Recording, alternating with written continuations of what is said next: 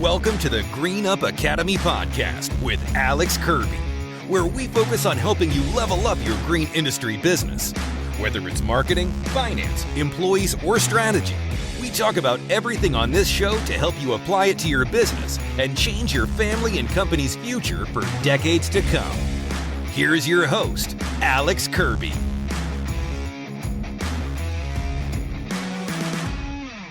What's up, everybody? Welcome to the GreenUp Academy podcast. I got my boy Parker Norman. I almost said Parker Norman on the show today. Parker, about to get some negative degrees up in Kentucky, huh? Yes, sir. Yes, sir. Looking forward to some snow coming in this week going into the weekend. Are you Eastern or you're Eastern Kentucky, right? Well, Northwest. We're based out of Louisville, Kentucky. Oh, you're in Louisville? Yeah. So GIE is our home base. I remember us talking there about that, but I thought you were from like a little town like close to Louisville. No, we're from Louisville. Oh, crazy. So what has that been like? So like, have you always? Let's start off with that. When's the first time you went to equip GIE? Like, were you young? The first time I went I was in 6th grade, believe it or not. Yeah, my mom saw like an ad for it because she works at the University of Louisville and it's right up the road from there. She saw an ad for it on her Instagram or whatever. She's like, "Hey, you just started the company. Would you want to go check all these mowers out?" I was like, "Yeah, I'd love to." So you were 6. How old were you? I was 6th grade, so probably 12 or 13. Oh my gosh. Yeah. They don't let kids in anymore. No, they don't. That was the funny part is my mom picked me up after school at like 2:00 on a Friday, and we went. And her and I went together, and she walked in. We didn't have a badge, we didn't have a ticket, we didn't know what it was, and we just like walked in, and no one questioned us. And I just went around. Was it busy? Was it busy then, or was it not? It wasn't too bad. I mean, it's definitely probably twice the size as it was back then. Now. Yeah, but it's packed right now, and I love to see how like the GIE's just developed over the years, and how many people come in across the whole U.S. and country at this point. Well, that's why we got to meet it this year, and that was cool. Yeah, I got to go. First time I went was 2018. Okay. And I literally same thing. I didn't know anything about it. I didn't have like friends, colleagues who did landscaping, so I was on Instagram and like saw someone post about it, like, "Hey, can't wait to be there in 3 days or something." It was like a Monday. And I was like, "What is this?" And I looked it up and I was like, I only had 3 employees at the time, maybe 4. And I was like, "Dad," I asked my dad, he's a big mechanic. So I was like, "You probably would love to go. Let's drive up there." It was like 7-hour drive.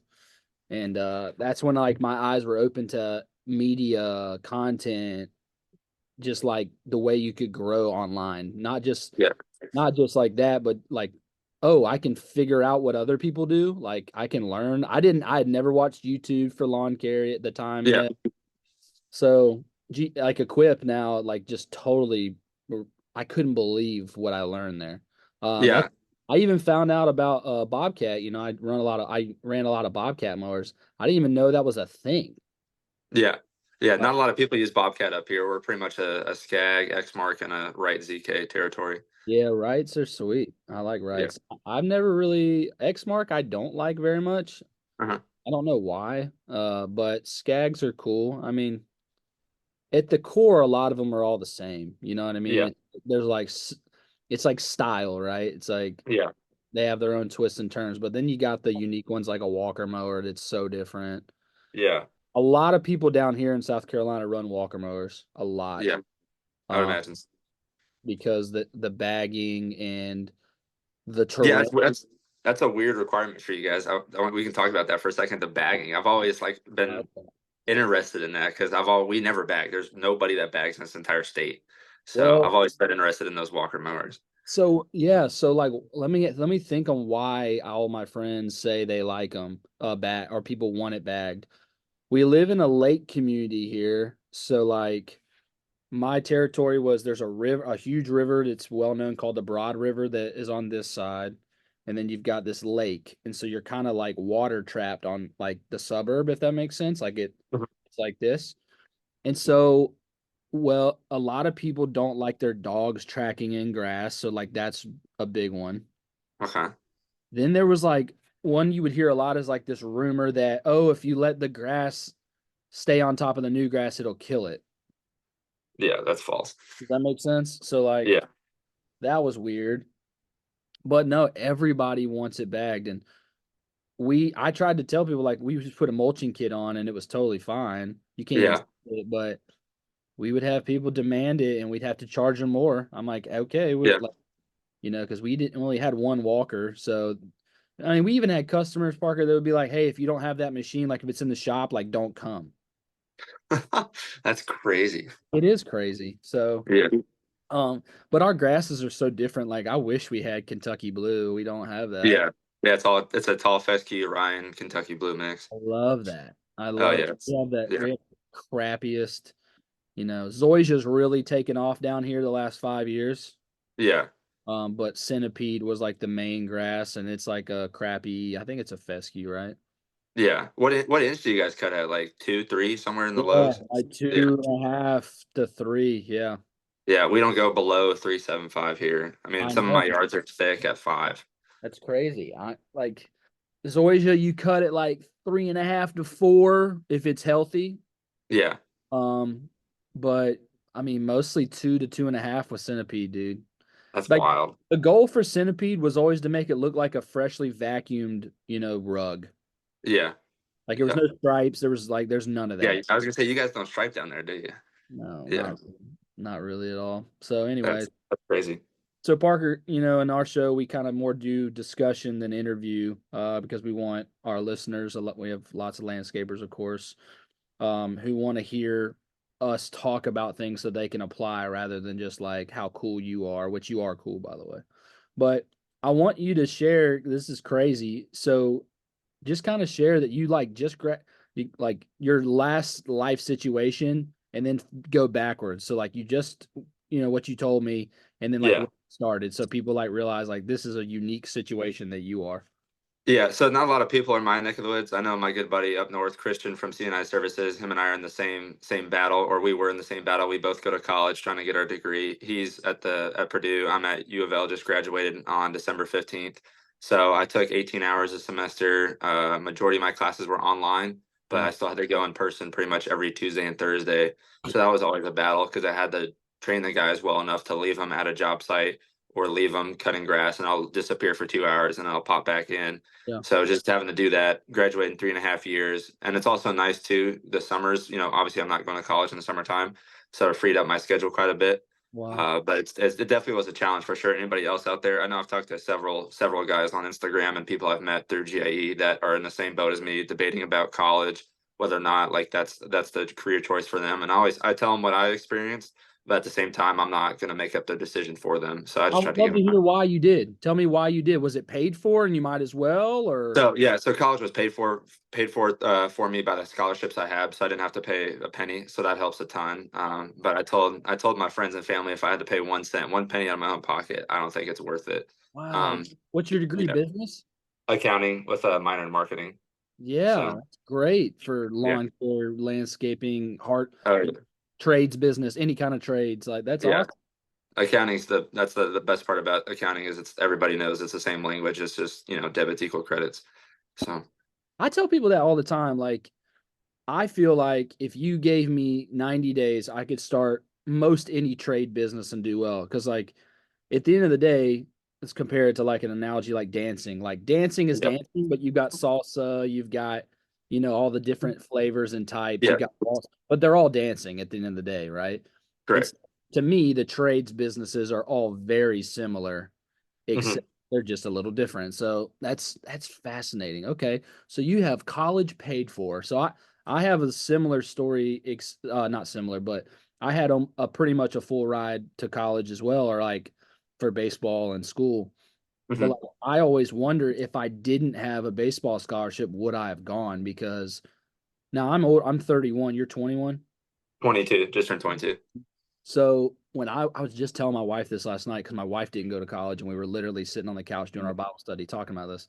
And we were talking how like when I would 10 years ago, if you didn't go to college, everyone was like, "Oh, you're a loser. Like, what are you doing?" 100%. But like 100%. only the last like 2 years, 2 to 3, maybe 4, has people been like, "Oh yeah, you shouldn't go to college. That's stupid." Yeah. So like, but before that, like if you didn't go, people were like, "Oh, like you were a dejective, Yeah.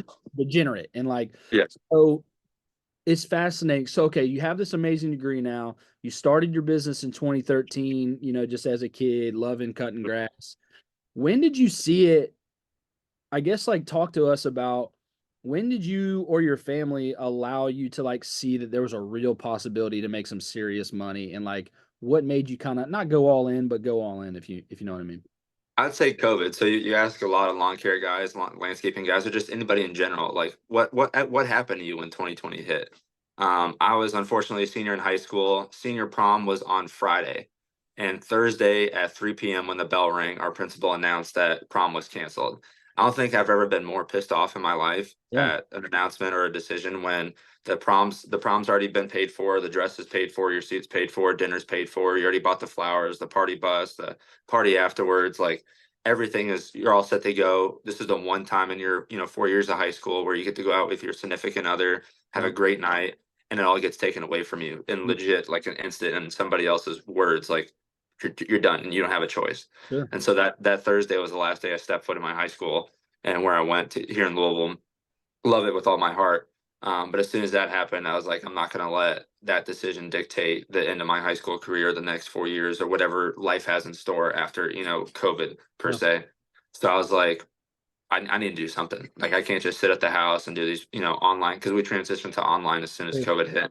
And I just can't sit there at a desk and listen to some professor or like my teacher talk about something online that nobody else knows how we're going to go present this biology class or this accounting class online. So everybody was having to wing it, which 100% get. So I was like, screw it. I'm just going to throw my AirPods in. Some of my classes didn't require me to show my picture. And no joke, me and my buddy Jacob, who I started it with, he lives 6 houses down. And like if I got married tomorrow, he'd be my best man. Yeah. Him and I were just like, let's just go work. Like, let's just go sell more jobs. And so we threw our AirPods in, and no joke, we from sun up to sundown, we had our AirPods in our ear with our teachers Sure. teaching us subjects, and we were landscaping, trimming bushes, throwing mulch down, cutting grass, all at the same time. And I only got caught once. Was my teacher told me or my biology teacher had a pop quiz, and I like chimed in. I turned the mower off real quick. I chimed in. I was like, Mr. Budniak, I won't be able to take the quiz, and I like panned the camera out. He goes, I always knew you were up to something. And then he just told me I could take it. He told me I could take it after school. So, but besides that, like when COVID hit, I was just I don't know about you down south, but here, as soon as COVID hit, everybody was like wanting or stuck at their house. So they're looking outside. They're like, "Oh, my yard looks terrible. Like, I need 100%. someone to fix this." So I just kept on getting calls left and right. I mean, I was doing everybody's mulch in my neighborhood where we live, and we cut like 45 yards just in my neighborhood because that's where we started. And everybody was just like, I need my landscaping done. I need my trees trimmed. I don't have any flowers here. Like, I mean, just calls left and right. 100% So what happened. It was fascinating, right? Not to talk about this a lot because everyone experienced it, but yeah. now my situation was unique because I had 12 employees, and Mhm. we like I'm 27 years old, and they go, if you remember, COVID happened on a Wednesday night. There was a basketball game. A player got sick. Do you remember that? Yep, sure do. The Rudy Gobert, and the next morning's when the world canceled Shut it. down. That was Yeah. a Thursday morning, exactly like you said, Hmm. like March 18th or something. But Yep. I remember telling my guys stay home. Friday we canceled that Thursday and we regrouped on Monday. Yeah. And I was just like, what do we do? And I was like, guys, we can't not do stuff. Like it's Yeah. growing. Like, and yeah, it was weird. So we had one guy quit. One guy quit because his wife was a teacher and she was gonna stay home and do whatever now. But we were full go as well, and everybody was like you said, if I'm gonna be home, I want to enjoy my yard. So Yeah. got weird, but that is such a freaking hilarious story. Okay, Yeah. so now fast forward, you guys, you're not even full time last year. You Mhm. got 400,000 in revenue. Yeah. So that's insane. So tell me, like, what is the outlook on your company going into this year, 2024? Like, are you thinking you could have like 750 kind of growth now that you're full go? Like, what's this looking like in your mind? I'm hoping so. So we also just opened up. I haven't launched it officially on Instagram or haven't told many people about it yet, but we just officially launched our second company 2 weeks ago. What's that? It's called Evergreen Products and Services. Okay. So we're selling bulk ice melt and bulk salt out of the east end of Louisville because there's nobody else that supplies it where we are. We have to drive 30 minutes to the nearest yard, I guess you'd call it, to get loaded up during a snowstorm. So I was like, why not be me? You know what I mean? There's nobody else over here that does it. So I was like asking around. I mean, obviously I know everybody in town I don't need to advertise per se because they're Is all the my hope, friends anyways. is the hope to make it like a landscape supply full go one time? It's on some point. So that's the thing. So right where our new, and we also just December was a crazy month. Graduated December 15th. I signed the lease to our new property on December 20th, and then I opened up the new company on December 27th. So it was like a crazy month of December trying to wrap all that up. Feels Um, different. yeah. I'd say so. So doing all that at once was kind of hectic. Yeah. But we're not looking to be a full-time landscape supplier because where we are in 1 mile radius, there's a site one, there's 2 mulch stores, there's a 3 plant nurseries. Okay. Like everything that's the location why I picked where I'm at is because I can throw a baseball and I can be at every major, Yeah. product store I need. But Why nobody wouldn't they? sells. Why wouldn't they provide the fish? So yeah, that's what I'm saying. So I'm good friends with all the owners of these like local places, and so I've been talking to them. Last year I came up with the idea, and I'm like I wanted it.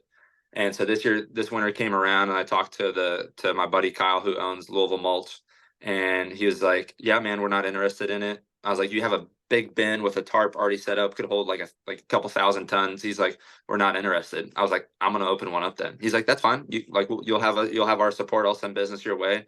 I was like, sounds good. So that's all I'm pretty much interested being is just a Oh, salt supplier. that makes total sense. That's smart. So are you? Yeah, You told me you have a storm coming this weekend. Are you expecting to do like a lot of revenue with that? Like I this hope week? so. Yeah, I hope so. So we got 1,000 or no, we got 150 tons sitting on our site right now. So I got a couple more loads on the way if we end up selling out. But I got a good trucking company in town that can bring it like during the storm. The So margin is the margin as good as mulch margins, like 40 to 60% gross yeah, margin?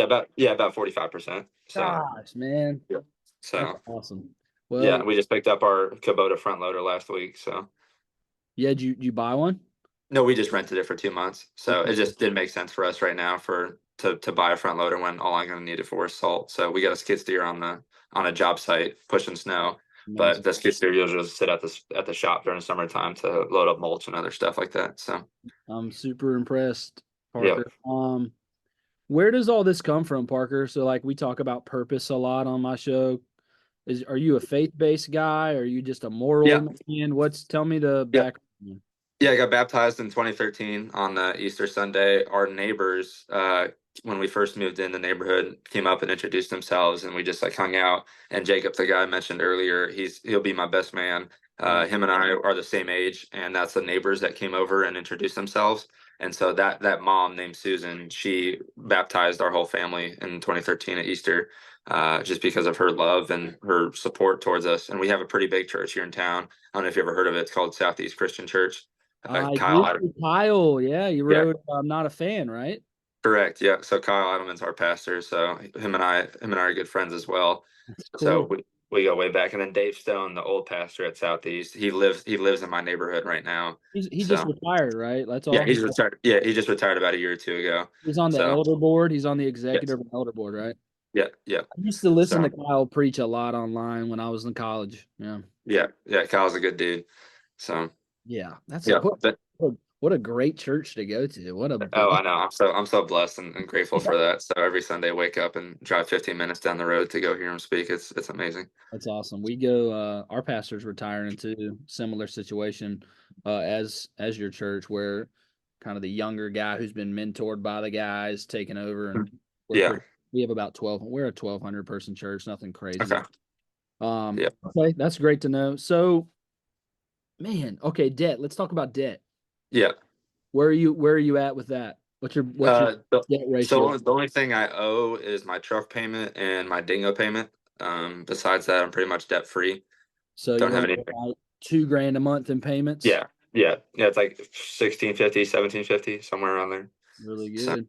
yeah, and the interest rates. So like I go back and forth between buying stuff in all cash and putting stuff on payments. The only reason I put the two pieces of equipment I had on payments was because the truck's at 1.5%.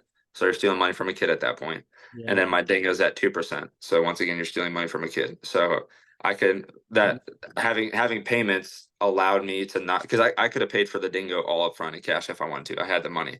But Sure. it financially didn't make sense for me because now you're gonna have all your eggs in one basket where I can just make that payment instead. I'm not going to have a problem making that payment. Of course, you got to know your numbers. So for anyone out there like wanting to buy a big piece of equipment or make that first, purchase and put it on payments, make sure you can afford it. Like, don't just don't go buy the piece of equipment and then hope the work comes with it. Like, Yeah, that's right. you need to rent that piece of equipment at least 4 times a month for you to make sense to go out and buy it, in my opinion. Couldn't be So, more. You couldn't be more right. I mean, I was just talking to someone yesterday because I had an MT100 and I just sold it. Um, we rented like before I bought one in 2022.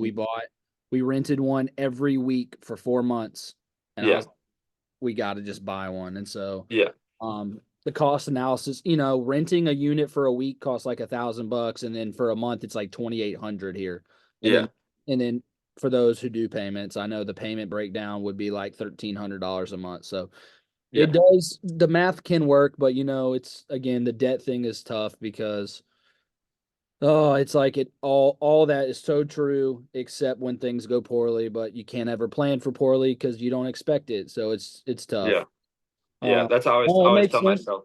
That Yeah, I makes always sense. tell myself there's always a plan A. There's really no plan B in my say. So like I'm always gonna get up. I'm always gonna call people, cold call, sell jobs, talk to commercial clients I already have, ask them if they know anybody's in town. So I'm a huge social, like outward talking, networking guy. That's all I do is network. I love networking. Are you in a So BNI group?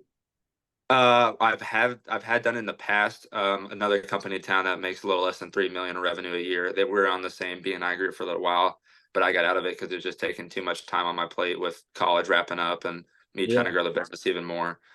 So the BNI group was good for sure. I enjoyed it. I'm going to Um, one here in about 45 minutes that I do uh, for our marketing company, Pure, and it's pretty good. yeah, I like BNI a lot. I've talked about it on the academy lessons coming out next week. It's definitely a good ROI. I really want to create my own. I want to do one that's like very elite level where you get like the best companies in town in one group. yeah, yeah. That That'd would, be amazing. yeah, that'd So be cool. I would like and like do it like regionally, like the north side, the south side, the east side, the west side, and yeah, just have like four groups, whatever. But yeah, because in and my we have area, a yeah, yeah. sorry, what I was There's a saying. My yeah. area There's a is little like group in 20. There's like 40 groups. It's just too many. Yeah, no, that's a lot of groups. We don't probably about half that, if that. Yeah, we have a So lot. yeah, Okay. so we have a young group in town here that a lot of this might sound like for people that aren't. I'm not trying to sound like I'm well off or compare myself to anybody, but there's a bunch of families in town that generate a lot of wealth, like the waste management company owners, like all these property management companies, the owners of these families, and all the kids really don't have anywhere to go to talk about like their family issues, I guess you'd say. Sure. Because all these families are $1 million in revenue plus some if not 10 or 100 million. So like the kids get together and talk like amongst ourselves about like the problems we deal with, and some people might say we're like stuck up complaining about how like our mom or dad are like all the way out of town all the time. And, just because we have a 10,000 square foot house and all this money doesn't mean like our life is necessarily any better or worse than your situation. So like we meet up at least once or twice a month and just discuss like our problems, what we're going through, how we can get through it. Because people don't understand, because once you get money, people think like your life turns easy. I'm just like, no, I wouldn't say that. So, So wait, backtrack. Did your parents do really well in business? yeah, so my mom's the associate head coach at the University of Louisville, so she makes really good money Or what? doing What team? women's basketball. No So way. yeah, so they've been in the top 25 every year since we've been here. I So know. they made it. Yeah, So why did Haley Van Lift leave? NIL only? it's all And about the money, my friend. All I, about the money. I know it's so messed up. It's Yeah. they've got to fix this ASAP with the Oh yeah. free Trust me. agency, poaching, and all that. Yeah, it's insane. People want the athletes to get paid, and then now they're mad that athletes are being paid and they're transferring at the end of every year. I'm like, you can't have I forgot what the saying is, but Can't you have want your something. Yeah, you Yeah. can't have your cake and eat it too. Yeah, there you go. Get off that whole train. I played baseball in college. Hmm. The whole point of NIL was to pay people if they had big followings on social media and all that stuff, just like you would pay an influencer, just like you would pay anyone else. The, Yeah. the deal was not for a school to have collectives and like raise money to pay people. Uh, Yeah. so that's frustrating for sure. Yeah. Yeah, I don't know if you thought about this or not, but as your company being an NIL sponsor, it's like with my mom doing that, I thought no one else in the lawn care industry does it. I've like slowly gained interest in becoming like an NIL type of I situation. I almost sponsored a player on the We live at where South Carolina is. The women's basketball team's number one, right? Yeah, yeah, yeah. I live 18 minutes from the stadium. Anyways, Okay. so that I almost sponsored a guy on the men's team last year. Yeah, It wouldn't have cost much money. He was a shooting guard that was a good player, but no, yeah, I have thought about it. I have really yeah, thought about it. But again, the problem is there's no real parameters right now. So it's like, how do I even make them do something like yeah. there? It's See, so what? so loosey. Yeah, what I was gonna do was have them wear a company shirt at their press conference because there's no dress code for a press conference, and they just throw on Evergreen Lawn Care like sweatshirt or Evergreen Lawn Care t-shirt while the press conference is happening, so they can talk about it. They're gonna be videoed while they're doing it. So I think it's a definitely something like again, like there has to be some parameters put in place before I'd feel comfortable, but I yeah, think it's a great idea. Wait, so where'd your mom play in college? she played at Arizona State. Man, this is so wicked. Yeah. Yeah, So, and I was so you I'm a bring I'm a something. dual citizen, and I was born in Oregon too, and my dad's from Canada, so Okay, I'm 50-50. that's crazy. You bring up Yeah. you bring up something interesting about I don't know if our listeners will get a lot of it, but if there is someone struggling with what you were talking about, because my wife and I were saying this last night, there's a huge set of challenges that are different when you have uh affluency, you have financial stability, whatever you want to call it.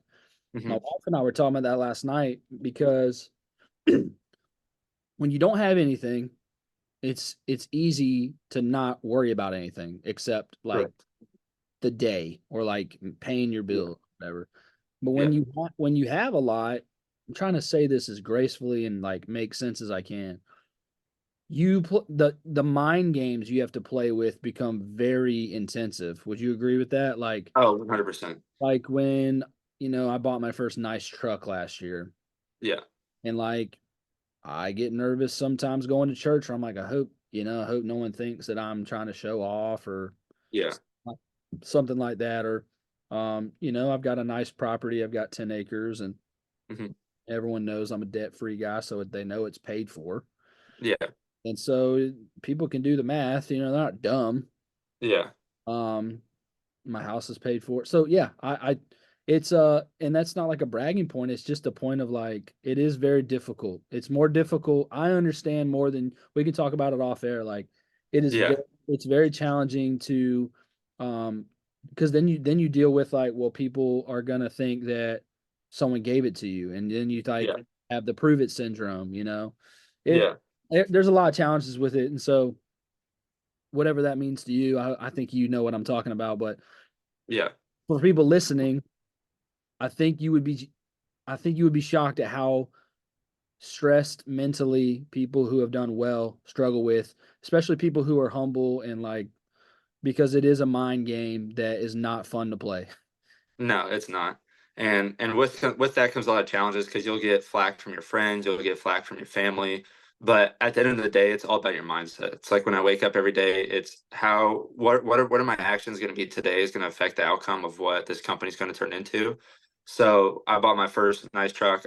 My first truck was a 2000 or 1999 V10 F250. It was a maroon truck, extended cab short bed, and I drove that thing everywhere.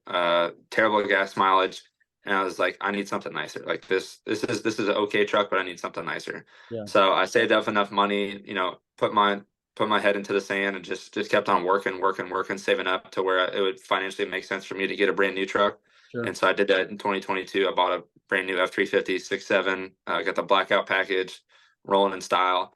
But I didn't buy that necessarily to flex. I bought that to where when I open up my garage every day and I walk outside the door, I worked for that. You know what I mean? Like nobody can take that away from me. Nobody can tell like, daddy paid for it or whatever else. Like I got zero help growing up. Yeah, I changed my oil on my truck by myself. I fixed my truck by myself. I fixed my mowers by myself.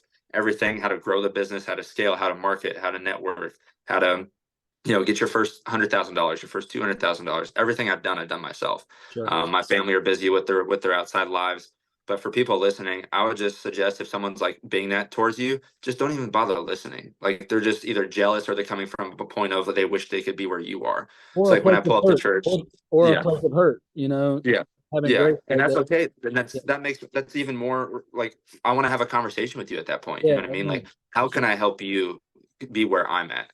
Yeah. So like especially you see little kids' reactions, or like here in town we'll go to a truck meet, or just have fun hanging out. Like back when I was in a freshman sophomore year in college, and people would be like, "Oh, that's a nice truck," and it'd be like, "How'd you get that?" Like, I worked for it, and people like would find that hard. Like, what do you mean you worked for it? Yeah. Like that's an expensive truck. I'm like, I woke up every day. I got up before you did. I hit the gym. You know, like I did stuff that you weren't willing to do. You know what I mean? I'm Mhm. working until 9 o'clock at night. Like there was last week. I don't know if you saw my Instagram story. If anyone listening saw my Instagram story, our dingo track came off and it was on a 20-degree cliff, and you couldn't bring another machine back down there to save it. So at 10:45 on like a Tuesday night, I'm over there with my two buddies. We got two ratchet straps pulling the track back on while a tree stump is holding up the left side from it sliding down a cliff. And so Wow. people don't see that. People don't see that. They only So see the it's all truck. about, They only see yeah, the truck. they Yeah. only see the truck. They don't see me knee deep in mud at 10:45 on a Tuesday trying to fix this damn machine. Yeah. So I can have it so I can have it for the job tomorrow. So for people listening out there, you just have to. Well, and I'm also blessed. I don't have a lot on my plate. I don't have a house payment. I don't have kids. I don't have a wife. So I'm in a completely different life circumstance than other people listening might be in, especially if you're just starting out that lawn care company and you got two kids, a wife, and a house to deal But with. but Um, most people at your age just they had a choice. They could yeah, either work like you have chosen, or they could go out and have fun and waste their 20s. yeah. And people do that. Yeah, you and I completely agree with that. So people I think have life backwards. So I've been working since I was 13, and I'm not a partier. I don't go out and party. I don't go on spring breaks. The past three spring breaks I did in high school, I went to Cuba and did mission trips. So that's a huge part of what I do. So I give back. We built a whole entire baseball field in That's the awesome. west end of Louisville, from my company, just donating supplies and time. So I love giving back. I love supporting the community. And at the end of the day, get your name out there too. So it's a good networking opportunity. But to give these kids an opportunity that some of them might never have is something that I always dream and aspire to be. And that's what people don't understand is I'm trying to make money to be financially successful for myself and provide for my family and my kids. But I want to make so much money to where I can start giving it back to where like I have what I need, but now I can give it back to the Yeah. other lawn care companies in town where it's like a 18-year-old just graduated high school, Give left them the a mower. family. They're like, Give yeah, them a I mower. want that. Yeah, give him a mower. Like, here's my old mower. I don't use it anymore. Have at it. You know what I mean? I love it. So, I I definitely you reap what you sow, and yeah, a lot of people think it's the opposite. You sow and someone must have given it to you. And it's like, no, dude, I planted this field. yeah, yeah, And now here's the cool thing about God is like I can plant the field, but God has to send the rain. yeah.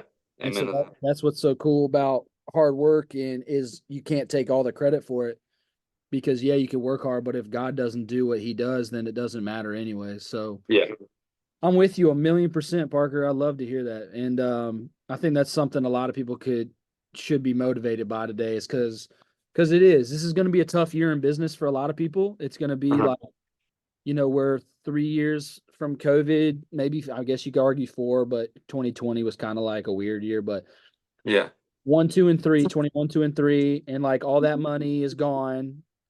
And now it's like the after effects of like the inflation, all the bad decisions we made. yeah, I don't think business is going to dry up. That's not what I've been warning people for weeks on my podcast, but I do think it's going to present a different set of challenges than we've ever felt in terms of like you've got to be really good at what you do now. You've got to be really it's not going to be easy anymore. You're going to have to yeah, be really good at selling. You're going to have to be really good at hiring. You're going to have to be really good at marketing.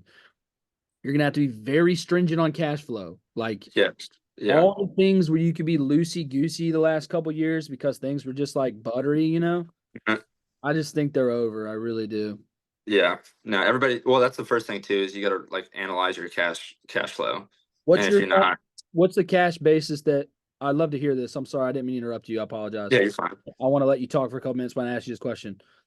What's the cash basis or your cash structure in your company at your age? I'd love for you to like kind of talk about that. How much Yeah, cash so you keep and all that. yeah, so I try to keep as much cash as I can on hand. So we're 1099 our employees right now, so I still pay them with a check every Friday. So we're transitioning. One of them's transitioning to a firefighter. One of them's going to be full-time salary position. So he's going to be transferred here in the next couple of weeks. So with that, at the end of the day, I have Jobber I sync it up with QuickBooks. So it's a really easy alternative for me where I just take a picture of the receipt on Jobber, or just, QuickBooks already organizes it for you. So at the end of the day on Friday, I can see how much I spent on fuel, how much personally on my personal debit card, how much I spent on, meals, how much am I eating out, Yeah. where do I need to tally my food total and be like, okay, maybe do I need to meal prep more? Do I need to not go out as much? Yeah, and then Jobber too, you can figure out the proper order of like how can I change the truck order or route order to make the most efficiency possible. So, and for anyone on here, please, if you take one thing away from this, stop taking your guys to the gas station. Stop allowing them to go to the gas station. It is the biggest waste of money that you will ever spend in your entire company, is going to the gas station. They spend 20, 30 minutes filling up. They got to get their breakfast, got to get their coffee. There's always a line. The gas station's never in the same direction as where the yards are going to go. So I told my guys, like, we're extremely efficient. Yeah. And so, like, you always hear people around town saying, like, oh, we cut the grass to pay the bills and then landscaping makes the money. I kind of agree with that. Like when I first started out, sure, because my profit margin wasn't as good. But now all my yards are dense. From we cut Tuesday through Friday. I'm trying to fill out my Monday route right now to have 5 full days of mowing. But every single day, Tuesday through Friday, we eat at the same place. Everything is tallied to a T, that like you're gonna cut these, 18 yards, and then this is gonna be lunch, and then your next yard's right around the corner. It's like every Tuesday we're on Zaxby's, every Thursday we're at hitting this hibachi joint, and then every Friday it's pizza. Like it's the same consistently. How do I convince you to go to Monday through Thursday mowing and leave Fridays open? How do I do that? I've thought about it for sure, but the problem is how many clients that we deal with that are high end that want their yard cut on Thursdays and Fridays. And right now I don't send out 2 trucks per day. It's just one truck mowing about 20 to 30 properties a single day. So we cut about 105 right now. What happens So we with could, rains on Friday? You got to work Saturday? yeah, we'll work Saturday and just suck it up. So As you grow and you get better guys who have kids t-ball games on Saturday. yeah, 100%. Yeah, I'm waiting for that. I'm waiting for that. I just coached my daughter's t-ball team this fall, and we had games from 8 to 12 on Saturdays. Yeah. And But that was our biggest goal of 2023, was not to work on the weekends. And I think we only worked maybe 3 weekends in 2023. we have we have a weird rain here too. Like Yeah. it doesn't rain a long time. It only pours for like 45 minutes. So it's not too bad for us here, but Yeah. I'm a big proponent of it, but Yeah, I know you've always been, and there's companies in town that have switched to it too. One of my friends that they do 4 days a week, and I'll probably transition to there at some point. But for right now, I'm just doing it Tuesday through Friday. So I get it. I mean, you're doing a lot of good things right. So yeah, the maintenance, I'd love to wrap up with talking about maintenance real quick. yeah, for sure. Because you said one of your issues was how to like accumulate high end full service people. Yeah. So like it's a weird, like I love the idea. Like I had 2 crews full service. So we had switched in 2023, we switched to only full service. We did not just do mowing. Yeah. I had to cut about 80 customers, and that was painful. That was about 100 grand of revenue. Yeah. But at some point you get to the problem with maintenance that I think we all need to try to figure out is like, how can we do more with less? Meaning like, correct, 100%. Like on a setup for maintenance, you got like 40 grand, like trailer, 2 mowers, weed eaters, edgers, everything you need. Yeah. Truck. It's like, then you look at someone comparable, like a pest control guy who's like got a freaking backpack sprayer, Yeah.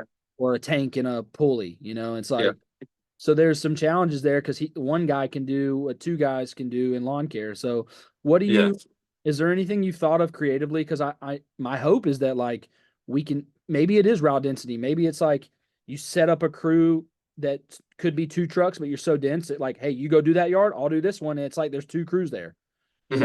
So have you thought about like, how can we make money long term? Because as you said, like people are only going to pay so much for grass. Yeah.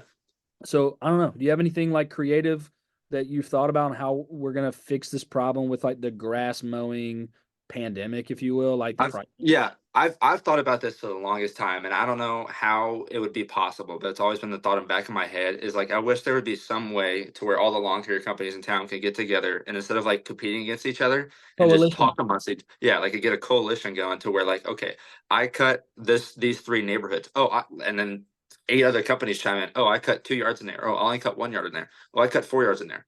Well, how about like we work something out here to where like I'm only here, you're only there, and everybody just gets their selective area. So like everybody's profit margin goes up, and now I don't have to drive as far. Like it'd be amazing because I cut 45 yards in our neighborhood, and there's probably 3 or 4 other companies in here, and the max they cut's maybe 3 or 4. Like I'm the guy in our neighborhood because I've been doing it for so long. Yeah. So it's just like, why can't we all get together and figure this out to make everybody happy?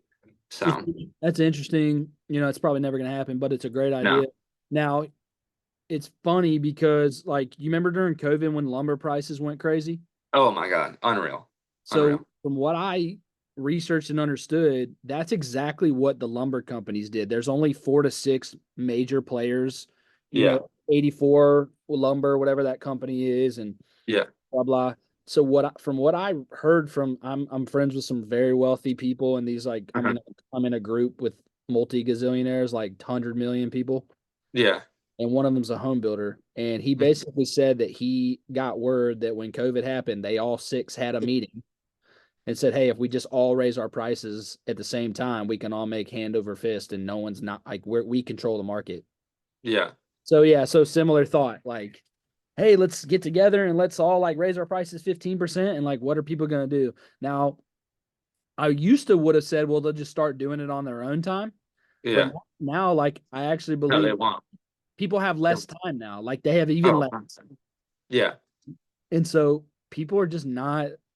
They're not going to do those like trades businesses in 20 years are going to be some of the most profitable things because Oh, people 100%. have no idea how to do anything. No, that's what I'm saying with COVID and then everybody, I don't know about you, but everybody's just so soft. They don't like want to go out and learn a new life skill. Like, I mean, even like teaching people how to change a tire or change the oil on a car, I'm like a very basic skill in my opinion. Yeah. They have no idea how to do that, or fix your toilet, or fix a leak in your faucet. Yeah. Like just you need a wrench and a couple pieces, a couple parts from the local Home Depot. Sure. And nobody wants to go out and learn, and no one wants to go out and how to build their own business, fix their own house, build their own house. I Crazy. mean, you name it, people just want to, oh, I'll just pay someone else to do it. And that's fine. I'll be that guy you can pay. No worries. I'll, I'll be the I'll take your victim. money. Yeah. Yeah, I'll take your money. That's fine. So, all right, Parker. So let's wrap this up, man. This has been super great. What kind of not advice, but like, what would you say has been your key to success? Obviously you still have a long way to go. You would say that yourself. You want to grow more and Yeah. get marketing is something you're focused on coming up this year and hiring the right employees. But like, what would you say is a key to why you are where you are today that somebody listening could be like, you know what, I need to think about that more in my own business?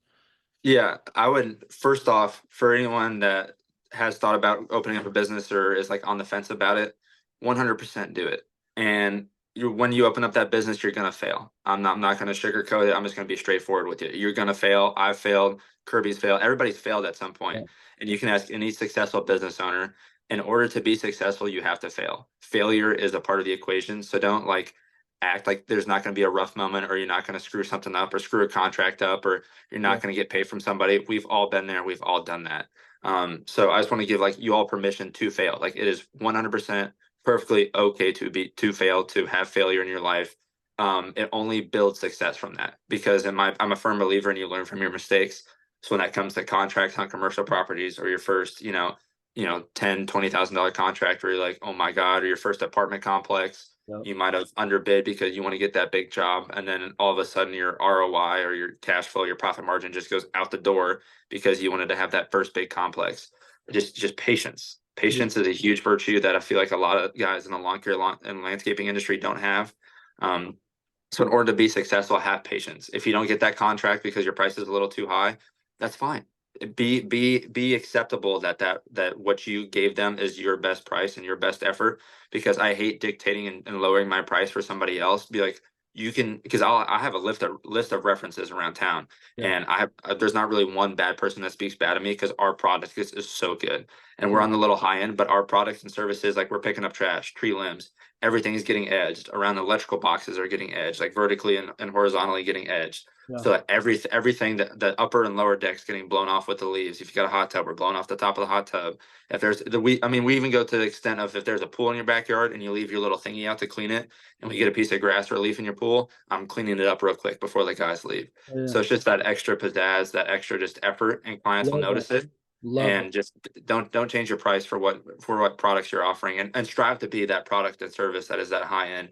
I hate there's always going to be that $25 guy, but they're pulling up in a beat F-150 with a an 18-foot trailer with a Cub Cadet mower they just purchased from Home Depot. And like for us, you and I, we can't compete with them, and that's okay. And I used to be that guy at some point, you know what I mean? Sure. But don't lose sleep over that $25 guy, because at the end of the day, that's not your client. That's not the client you want. I agree. I think that's amazing information. And like to put a little cherry on top of that, what I think is key to that, and the key that was for us to get to where we were, right under 2 million, headed towards 2 million, and we were going to make a big jump before I sold, but is that if you can market yourself and tell that story like the way you just told it, Yeah, you can explain to people via website, social media that, hey, you're not getting the Holiday Inn here. You're getting the 5-star hotel.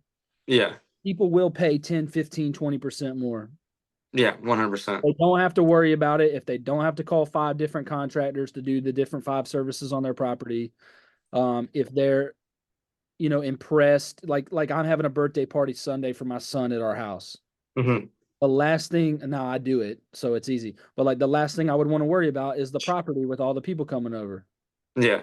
So like if you can offer that service where people don't have to worry about anything and they get to enjoy it, people will never complain about that. It's like car detailing. Like 100%. I don't know if people, I don't know how many guys get their cars detailed, but like I will pay $20 more per time every time to know it's perfect. Oh yeah, for sure. So anyways, I love that. Well, Parker, you got anything final to say? I got to have you on the show more often. I might give you a guest spot every month. I appreciate that. That'd be awesome. Yeah. So we were at just for the people that come to GIE next year in the fall, hit Kirby and I up, hit me up on my social at Evergreen Lawn Care. We're slowly growing it. We hired a social media guy in the summertime last year. He'll be back in the spring this year. So be in tune for more, drone videos and stuff like that. And just for all those out there, people questioning, like, if I want to jump into the full-time business, assess your financials first before you do it. Always be smart, but 100% make that decision if you want to do it. But you have to have the drive, the commitment, the sacrifice. Because I mean, Kirby can attest to this too. The last piece I'll touch before we end here is the sacrifices you have to make to be a business owner. There's nobody else in the entire planet that understands the sacrifices that we have to make. We'll miss funerals. We'll miss people getting married. We'll miss family dinners. I mean, if it snows on Christmas, I'm plowing on Christmas. Like, it's just the way it is, and you have to be willing to accept that. So like when your girlfriend gets mad at you, or your spouse gets mad at you, or your friends get mad at you because you can't go out and hang out with them at the bar on a Friday night and get wasted. Like, I got to work tomorrow morning while you're sleeping until 1 p.m. And there is a transition time. Yeah. But you're right. Early and in growth mode, if you will. Yeah. You have to have that sacrifice. Put your freaking boots on, dude. Yeah. Put your boots. You have to be willing to do that. You have to be willing to do that. Just that's the biggest thing for people jumping into business, is they're not aware of what sacrifice it takes at the start. And I promise, I mean, Kirby can attest to this. I can attest to this. All last summer, I sat in the office for a majority 3 or 4 days a week when I had my 4 guys employed every day. I didn't have to go out necessarily. It's a real sense of ease, but it's also, you look back and all that hard work paid off. Yeah. So love it. Dude. Love it, Parker. Well, thank you so much, man, for being on the show. And thanks for having me. I think this is going to be huge for a lot of people. And guys, Parker mentioned something. If you're going to try to be in business, not just be new in business, but if you're trying to grow this year, you got like 7 weeks to get it ready and jumping. You cannot dilly-dally around and like think about spending marketing and think about it. And the next thing you know, rush season's over and you got 80% of the customers who've already made a decision. So this episode is clear. Make sure, like, Parker's done a good job of kind of making our theme like commit, put your boots on and get after it. So love it, Parker. Thanks for being on the show, buddy. We'll talk soon. Okay. No problem. See ya. All right, bye.